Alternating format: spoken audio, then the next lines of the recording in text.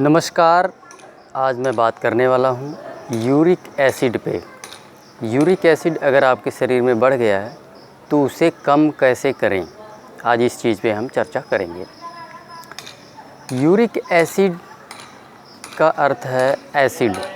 आपके शरीर में जो है एसिड की मात्रा बढ़ गई है और कई चीज़ों से एसिड प्रोड्यूस होता है और इनमें कई लोगों को एसिडिटी के बारे में पता चल जाता है, शरीर इंडिकेट कर देता है, और कई लोगों को एसिड बनता रहता है और एसिड जाके जगह जगह पे जमा होता रहता है, उन्हें पता भी नहीं चलता।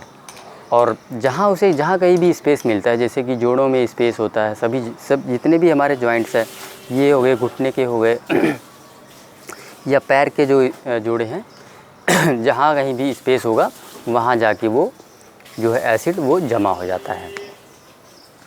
तो आइए जान लेते हैं कि वो कौन कौन सी चीज़ें हैं जिनसे एसिड बनता है। ठीक है, एसिड जो सबसे टॉप पे जो है वो है दूध। दूध से एसिड बनता है।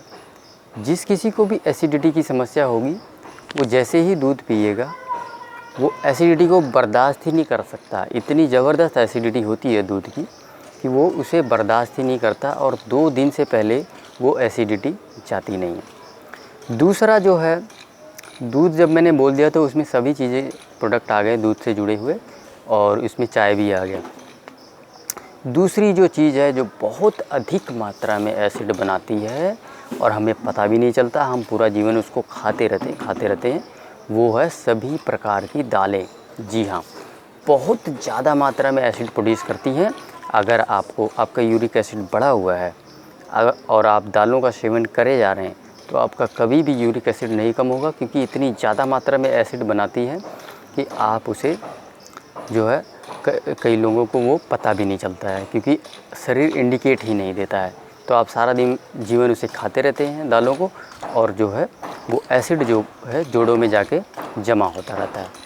जब तक कि हमारा शरीर जो है वो प्रोग्रेसिव मोड पे होता है, जैसे कि हम प्रोग्रेसिव मोड पे होते हैं 25 से 30 साल तक, उसके बाद जो है हमारा जो है शरीर का जो भी होती है चीज़ें वो नीचे की तरफ, ढलान की तरफ चलने लगती है।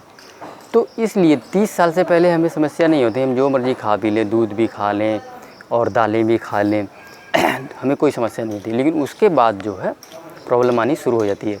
जोड़ों का दर्द 50 साल के बाद ही क्यों होता है, 40 साल के बाद ही क्यों होता है, या 30-35 के बाद ही क्यों होता है? इसी वजह से होता है। जब तक सब शरीर हमारा स्ट्रांग होता है, ठीक है, प्रोग्रेसिव मोड पे होता है, तब तक वो निकाल के बाहर फेंकता रहता है। लेकिन उसके बाद जो है 30 के बाद जो है ये समस्याएं आनी शुरू हो जाती हैं। तो इसलिए आपको दालों का सेवन बिल्कुल नहीं करना है। हफ्ते में 1 दिन भी खा लेंगे तो भी जो है वो एसिड बनाएगा और ले जाके जमा कर देगा। तो इस तरह से कोई फ़ायदा नहीं है। दालों का सॉल्यूशन हमने आपको दे ही दिया है, मिलेट्स है।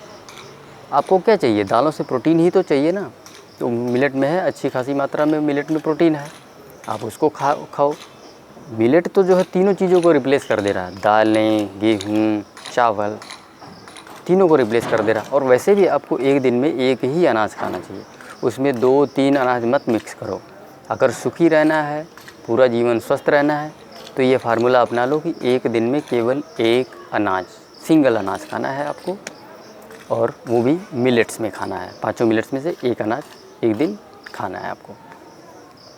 तो इस प्रकार से जो है, अब और 1-2 चीज़ें मैं बता दूं जिनसे एसिडिटी होती है। ठीक है, गेहूं भी एसिड करता है। गेहूं का तो मैंने मना ही कर दिया, लेकिन फिर भी आपको मैं बता देता हूं, गेहूं डायरेक्टली एसिड नहीं करता है, ये इनडायरेक्टली करता है। वो कैसे करता है? गेहूं की प्रवृत्ति है वो पेट से बाहर नहीं निकलेगा क्योंकि ग्लूटेन है। फिर वो गैस फर्मेंट करेगा, गैस स्टमक में जाएगी। स्टमक को ये भुलेखा लग जाता है कि कोई खाने वाली चीज़ आ गई है, अब इसको डाइजेस्ट करो। फिर वो जो है एसिड प्रोड्यूस करना शुरू कर देता है। अब वो एसिड क्या होगा? खाना तो है नहीं, तो वो फिर आगे हमारे शरीर के अंदर ट्रैवल करेगा वो एसिड। तो इस प्रकार से जो है गेहूँ इनडायरेक्टली जो है एसिड प्रोड्यूस करता है। और बाकी नॉन वेज आइटम और पैकेज आइटम वो तो आपको पता है कोई खाने वाली चीज़ है ही नहीं, उनका सेवन आपको करना ही नहीं है बिल्कुल भी। और इसके अलावा कई जगह का पानी जो है वो बहुत ख़राब होता है। ठीक है, वो कई लोगों को पता भी नहीं चलता है, एसिड बनती रहती है, एसिड बनती रहती है। पानी से बहुत ज़्यादा एसिड बनता है, आप इस बात को समझ लें, ठीक है। कई लोगों को ये लगेगा कि ये मतलब यूँ ही बोल रहे हैं, लेकिन एक्चुअल में एसिड बनाता है। हमारे यहाँ का खुद का पानी एसिड बनाता है। यदि मैं इस पानी का सेवन करूँ तो बहुत अधिक मात्रा में शाम तक एसिड बन जाती है, बना देता है बॉडी, और वो पता लग जाता है। तो इस प्रकार से इसीलिए मैं दूसरे पानी का सेवन करता हूँ, ठीक है। जो भी पैकेट आइटम में आ रही है तो उस बिसलेरी वगैरह उसका सेवन मैं कर रहा हूँ, क्योंकि मुझे बहुत ज़्यादा पानी से प्रॉब्लम हो जाती है। और ये हमें शुरू में ही पता लग गया था, जब हमने शिफ्ट किया था यहाँ पे, तो उसी वक्त हमें जो है एसिड ये पानी बनाता है, उस वक्त ही पता चल गया था। और उसी वजह से शायद बॉडी में वो प्रॉब्लम क्रिएट करता रहा आगे, और काफ़ी सारी कॉम्प्लिकेशंस होती चली गई। तो इस प्रकार से ये 3-4 चीज़ें हैं जिनका सेवन आपको बंद करना है, ठीक है। पानी का आप कोई सोल्यूशन नहीं कर सकते, उसका इंटेक कम कर दो। आपका फ्रूट और वेजिटेबल्स में काफ़ी मात्रा में पानी मिल रहा है, तो आपको पानी की चिंता करने की ज़रूरत नहीं, आप पानी के इंटेक को काफ़ी कम कर दो। तो इस प्रकार से आपको जो है, अब आई थिंक आपको समझ में आ गई है कि किन चीज़ों से एसिड बनता है, ठीक है। दालों से और ये दूध से, इससे बहुत ज़्यादा एसिड प्रोड्यूस होता है। इन चीज़ों का आपको सेवन बंद करना है, और दोपहर तक आपको जो है रॉ फूड पे ही रहना है। उसके बाद आपको 2 टाइम का मिलेट्स कंज्यूम करना है।